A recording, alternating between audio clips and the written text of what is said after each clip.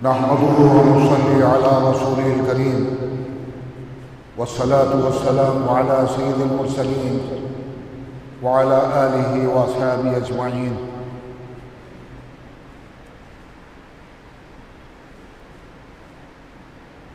आमतौर से मैं हर जुमे को तकरीर नहीं करता,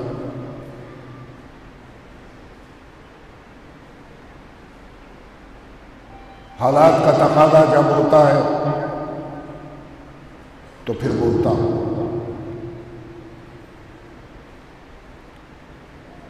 मुल्क के मौजूदा जो हालात हैं,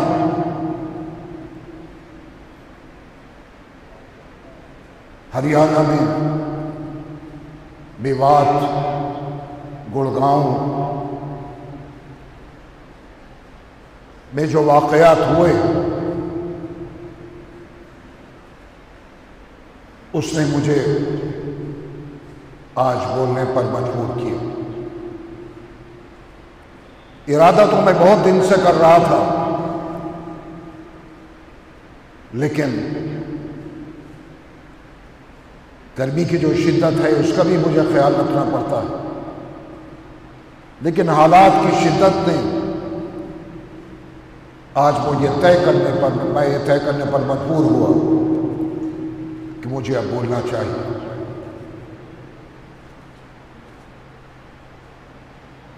बुजुर्गों, नौजवानों, हम इस वक्त आजमाइश के दौर से गुजर रहे हैं और दुनिया में कोई शख्स ऐसा नहीं जिसकी जिंदगी में आजमाइश और मुसीबत का लफ्ज दर्ज ना हो, बल्कि हकीकत यह है कि जो शख्स जिस कदर सख्त तरीन हालात से दोचार होगा, वो इसी कदर इंशाअल्लाह अल्लाह का महबूब बंदा होगा। सुकून और सलामती की जगह सिर्फ और सिर्फ जन्नत है। यही वो मुतबर्रिक मकाम है जहां कोई मुसीबत या परेशानी किसी बंदे को नहीं हो। लेकिन इसको हासिल करने के लिए इंसान को तमाम मुसीबत तलब मराहिल से गुजरना पड़ता है इस दुनिया में। और यह भी एक हकीकत है कि दुनिया में इंसान बहुत सी नेकियां करता है, लेकिन इस दुनिया में इसको तमाम नेकियों का बदला नहीं मिलता। जालिम जुल्म करता है मगर उसको जुल्म की सजा नहीं मिलती। मजलूम जुल्म सहता है मगर उसको इंसाफ नहीं मिल पाता। ये इस बात का वाज़ेह इशारा है कि दुनियावी जिंदगी के बाद एक ऐसी जिंदगी होगी जिसमें इंसान के हर अमल का बदला दिया जाएगा। उसको ऊपर उसका बदला मिलेगा, उसकी जगह मिलेगी।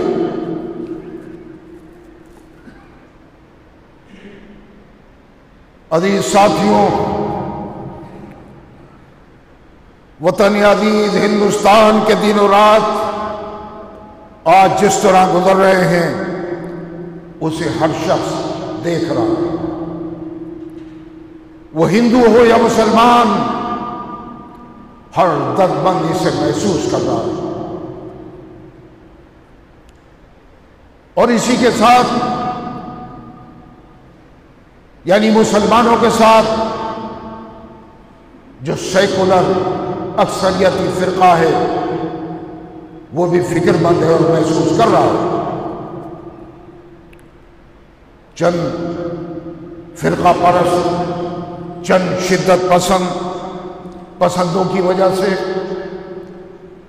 आज मुल्क का चेहरा मस्त हो रहा है।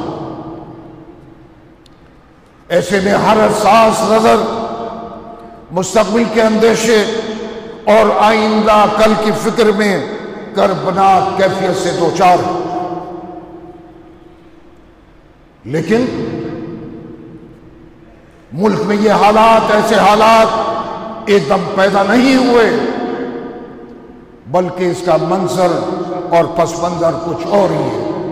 ये आप भी जानते हैं, मैं भी जानता हूं, हर शख्स जानता है। मुल्क के हालात यकीनन तशवीशनाक हैं। तारीख के मुख्तलिफ अदवार से गुजरते हुए आज हम इस मकाम पर आ पहुंचे हैं कि जहां पहुंचने के बाद ये सवाल जहन में आता है कि मुल्क में तशद्दुद और नफरत में जिस तरह इजाफा हो रहा है, क्या इसके तनासुर में इसे मुहज़्ज़ब समाज कहा जा सकता है? मुल्क में नफरत की ये आंधी अमन व आश्ती की राह में संगीन मसाइल खड़े कर रही है। एक तरफ दुनिया के कुछ मुल्क हैं जो आलमी पूरे दुनिया में जहां बदअमनी है, जहां जबर जिदाल है, जहां अफरा तफरी है, कत्ल गारतगरी है, वहां अमन पैदा करने के लिए कॉन्फ्रेंसेस और कोशिश कर रहे हैं। और दूसरी तरफ दुनिया के कुछ मुल्कों में मजहबी मुनाफरत और जानहरान रवैया भी जारी है। हालिया दिनों में आपने सुना होगा कि एक मुल्क में कुरान करीम को जलाया गया और वहां की हुकूमत ने इसकी इजाजत दी, और एक दफा नहीं बल्कि 2 दफा इस तरह के वाकयात हुए और दुनिया में मुसलमानों ने एहतजाज किया। और ये मुनाफरत, ये नफरत, ये मजहबी मुनाफरत मुसलसल हिंदुस्तान ही नहीं पूरी दुनिया में इस्लाम और मुसलमानों के खिलाफ फैलती जा रही है। और सिर्फ इसलिए, ये सदा इसलिए मिल रही है कि हम मुसलमान हैं। ये मुसलमान होने की सजा हमको दुनिया में दी जा रही है। लेकिन ये जारहाना रवैया, ये शिद्दत पसंदी और ये मजहबी मुनाफरत किसी भी मुल्क की यकजहती और सालिमियत के लिए खतरनाक है।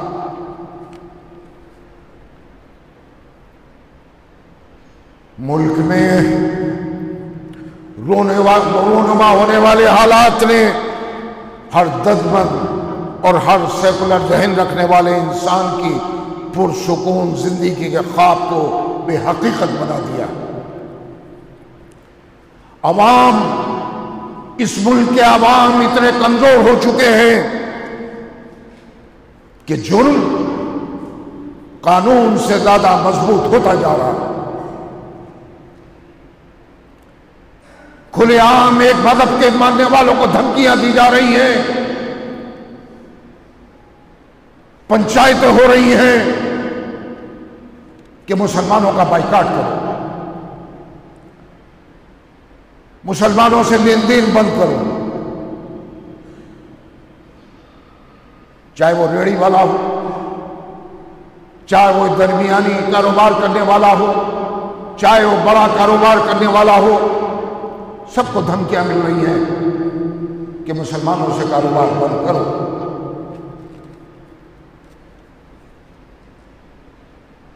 सवाल यह है, मुझे उन लोगों से जो पंचायतों में ये फैसला करके ऐलान कर रहे हैं खुलेआम कि क्या वो 57 मुस्लिम ममालिक जहां मुसलमानों के साथ साथ गैर मुस्लिम भी रहते हैं, तिजारत कर रहे हैं, नौकरियां कर रहे हैं, उनको किसी मुल्क में परेशान किया गया, उनके साथ कोई इम्तियाजी सुलूक बरता गया, उनको कोई धमकियां दी गई? नहीं। इन 57 मुस्लिम ममालिक में से किसी एक की मिसाल कोई नहीं दे सकता कि जहां हिंदुओं के साथ या दीगर मज़ाहिब के मानने वालों के साथ ज्यादती और नाइंसाफी की गई। अपनी फैमिली के साथ वो लोग बाहर रह रहे हैं, कारोबार कर रहे हैं, एक दूसरे से मिल रहे हैं, जुड़ रहे हैं, कारोबार है, लेन देन है, खाना पीना है, तो फिर ये नफरत हिंदुस्तान में क्यों है? और ये नफरत का गुबार और ये नफरत मुल्क को किधर लेकर जाएगी? ये सवाल हर सेकुलर हिंदुस्तानी आवाम के ज़हन में आज गर्दिश कर रहा है। क्या इसलिए मुल्क को आजाद किया था हमारे असलाफ ने, हमारे बुजुर्गों ने? क्या आज ये दिन हमको देखना पड़ेगा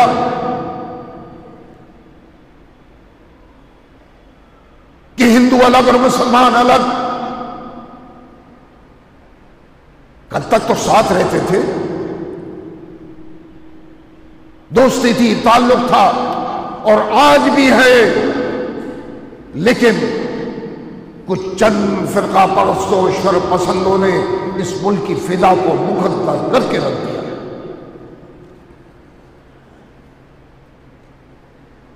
इसलिए हमने मुल्क को आजाद नहीं किया था। इलेक्शन तो आते हैं और जाते हैं। कुछ लोग कहते हैं यह खबर गर्दिश करती है और कर रही है कि इलेक्शन की वजह से माहौल बनाया जा रहा है कि पोलराइज हो, वोट यकतरफा तौर पर किसी एक पार्टी को पड़े। मैं ये कहता हूं, जो इलेक्शन लड़ेगा वो हिंदुस्तानी होगा, जो जीतेगा वो भी हिंदुस्तानी, जो हारेगा वो भी हिंदुस्तानी। अब अंग्रेज तो आने से रहे इस मुल्क में, और कोई भी जमात हो, वो सारी जिंदगी तो हुकूमत नहीं करेगी इस मुल्क पर। एक न एक दिन तो हालात बदलते हैं, हुकूमतें बदलती हैं, आती हैं और जाती हैं, जैसे मादी में हुआ। लड़िए इलेक्शन, जीतिए भी इलेक्शन, लेकिन दिलों को जीत कर। मोहतरम वज़ीर आज़म,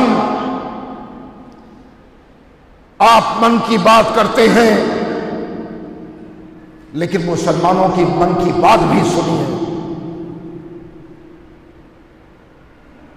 वो इन हालात से परेशान है, वो सोचता है मुल्क का क्या मुस्तकबिल होगा, वो सोचता है मेरे बच्चों का फ्यूचर क्या होगा। और ये मुसलमान ही नहीं सोच रहा, इस मुल्क का हिंदू भी यही सोच रहा, इस मुल्क का ईसाई भी यही सोच रहा है।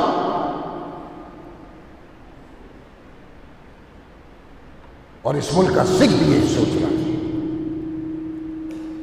ये यकजहती ही मुल्क को मजबूत कर सकती है, लेकिन ये नफरत मुल्क को कहां लेकर पहुंचाएगी, इसका अंदाजा शायद आपको ना हो। हम अवाम में रहते हैं, हम बीच में रहते हैं, हमको मालूम है कि क्या हालात है। वज़ीर आज़म, हालात को समझिए और इस पर गौर कीजिए। मुल्क की आजादी को आज 75 साल हो गए। 75 साल एक बड़ा अरसा होता है। वो तमाम तहफ़्फ़ुज़ात जो मुसलमानों को मिलना चाहिए थे वो नहीं मिले। सोशल जस्टिस मुसलमानों को इस मुल्क में मिलना चाहिए था, वो नहीं मिला। मुसलमानों को इस 75 साल में इस हाल तक किसने पहुंचाया, इस पर भी हमें और आपको गौर करना होगा। सच्चर कमेटी की रिपोर्ट तो आईना है। जहां कुछ हुआ, कमीशन बना दिए गए। लिब्रान कमीशन बना, गोपाल कमीशन बना, श्री कृष्णा कमीशन बना, गुजराल कमीशन बना, और न मालूम कितने कमीशन और कमेटियां बनाई गई, लेकिन अगर नतीजे की बात करें तो सब सिफर। सच्चर कमेटी तो इन्होंने बनाई थी जो कल इख्तिदार में थे, और उनकी ये रिपोर्ट है कि मुसलमानों को साल में 50-35 साल में उस साल में पहुंचा दिया गया कि जो दलितों से भी बदतर हालत में आज मुसलमान। ये मेरी आपकी रिपोर्ट नहीं है, माजी में जो हुकूमत इख्तिदार में रही ये उसकी रिपोर्ट है।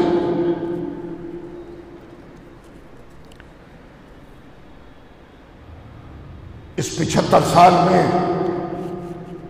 हकीकी मसाइल से तवज्जो हटाने के लिए अलग अलग हरबे इस्तेमाल किए गए। कभी कोई मसला, कभी कोई मसला, कभी कोई मसला, मगर उन मसाइल का हल भी आज तक नहीं निकला। मैं ज्यादा दूर तक नहीं जाना चाहता, बात तवील हो जाएगी, लेकिन हालिया दर्दनाक वाकयात ने मुल्क के मुस्तकबिल पर, इस मादर वतन पर सवालिया निशान लगा दिया। चाहे वो मणिपुर का वाकया हो, ट्रेन में बेगुनाहों का कत्ल हो, या मेवात हरियाणा में होने वाले वाकयात हो, गुड़गांव में बेगुनाह इमाम का कत्ल हो,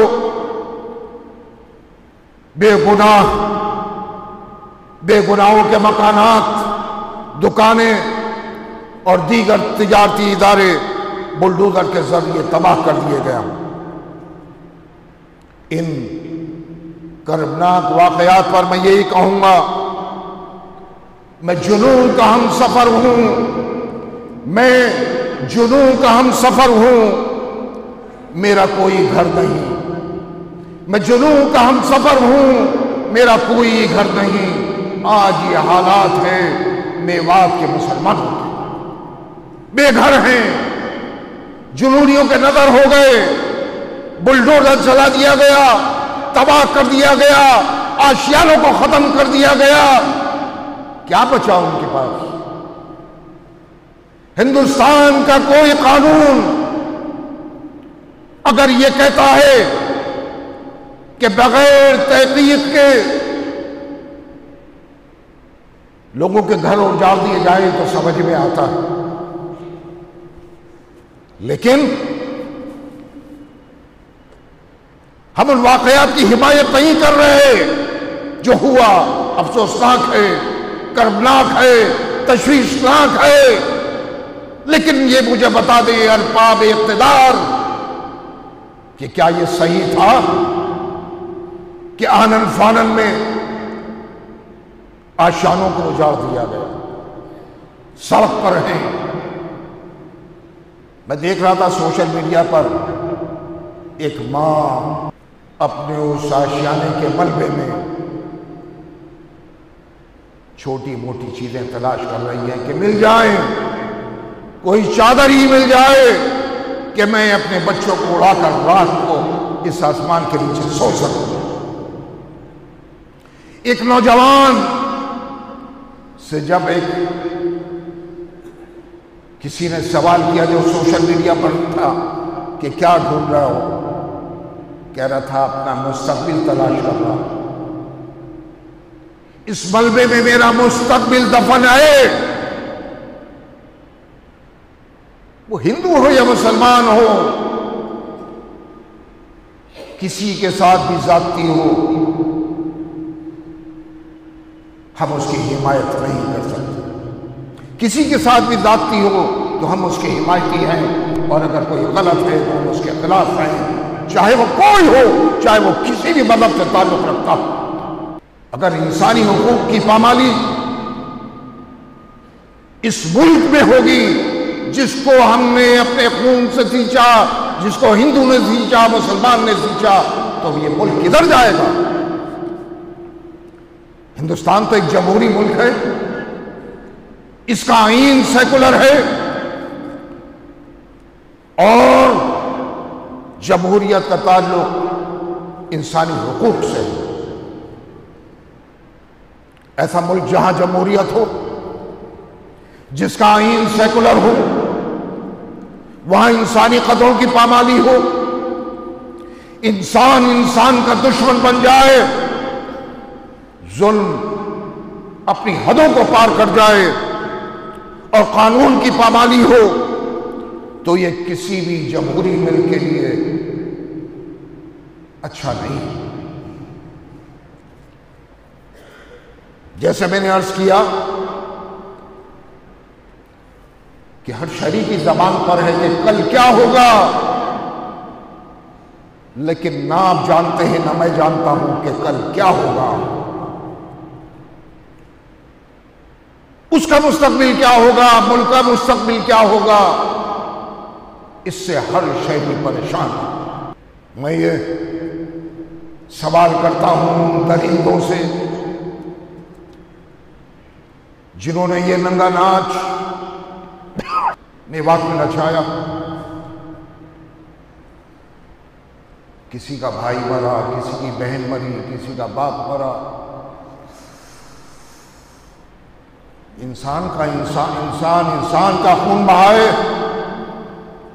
किसी का बाप, किसी का भाई, किसी की बहन, किसी का शौहर, किसी की बेटी और किसी मां का लाल जब मारा जाता है तो क्या इन शरपसंदों ने यह सोचा है, इन दरिंदों ने यह सोचा है कि उसके घर वालों पर क्या गुजरती है? वो दर्द, वो तड़प सिर्फ उसके घर वाले ही महसूस कर सकते हैं। उसकी मां महसूस कर सकती है, उसका बाप महसूस कर सकता है, उसकी बहन महसूस कर सकती है, उसका भाई महसूस कर सकता है, किसी की बीवी महसूस कर सकती है। मैं और आप उस गर्व को उस तरह महसूस नहीं कर सकते हैं। लेकिन मैं इन दरिंदों से ये सवाल करूं कि हिंदू मां का बेटा मारा जाए या मुसलमान मां का बेटा मारा जाए, दोनों एक साथ रो रही है, तड़प रही है, बिलक रही है, आंसू निकल रहे हैं। क्या कोई फर्क उस हिंदू मां की आंखों के आंसुओं में और मुसलमान मां की आंखों के आंसुओं में कोई फर्क होता है? ये सवाल मैं इन शरपसंदों से करना चाहता हूं। मां तो मां है, वो हिंदू की मां हो या मुसलमान बेटे की मां हो, लेकिन इन हालात को कंट्रोल करना और इन हालात को संभालना, इस नफरत को खत्म करना ना मेरे हाथ में है ना आपके हाथ में, ये हुकूमत के हाथ में, ये हुकूमत के हाथ में है। मेरे अजीज बुजुर्गों, नौजवानों, वो हिंदू हो या मुसलमान, अब इस नफरत के माहौल से परेशान हो चुके हैं। अब क्या रह गया? बेगुनाह इंसान मारे गए, अमलाक जलाई गई, कारोबार तबाह हो गए, आशियाने तबाह कर दिए गए। अब इन तमाम हालात का हल, जैसे मैंने आपसे अर्ज किया, कि हुकूमत के पास। मैं फिर वजीर आजम से कहूंगा, उस बात को दोहरा रहा हूं कि आपकी मन की बात को सब सुन रहे हैं, मुसलमानों की मन की बात भी सुन रहे हैं। मैं वजीर आजम और वजीर दाखिला से कहूंगा कि दिल बड़ा करें, आगे आए, फलागनी का सबूत दें और खुलकर मुस्लिम अकाबरीन से बात करें। मैं उन अकाबरीन से कहूंगा, अगर वजीर आजम या वजीर दाखिला की तरफ से जवाब आता है तो मैं कहूंगा कि हमें बैठना चाहिए, हम बात करें।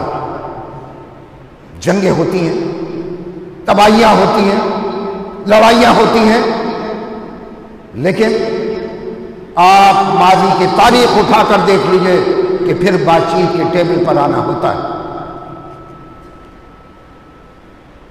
मैं आपसे कह रहा हूं हिंदुस्तानी मुसलमानों की तरफ से कि हम बातचीत के लिए तैयार हैं।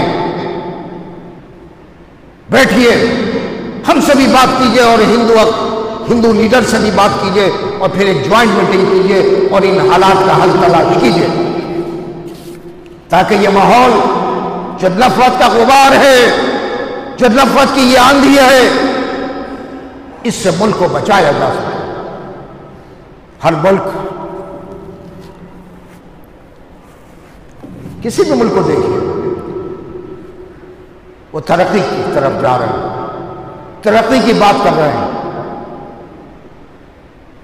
हम बात तो करते हैं कि हमारा मुल्क तरक्की की तरफ जा रहा है, लेकिन हालात इस बात का इशारा दे रहे हैं कि नहीं, हमें इस मुल्क को संवारने के लिए, इस मुल्क को बचाने के लिए बहुत कुछ करना होगा।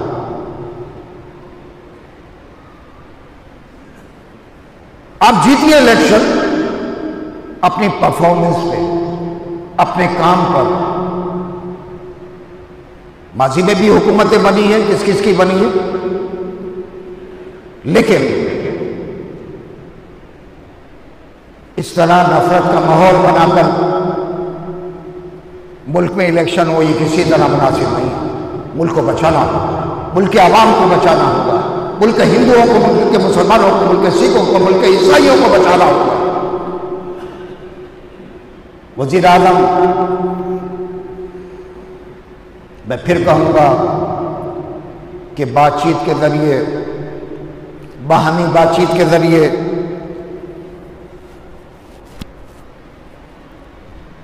इन मसाइल का हल निकालिए, इस नफरत को ख़त्म कीजिए, ताकि मुल्क की फ़िज़ा को खुशगवार बनाया जा सके। खुदा आपका हामी व नासिर।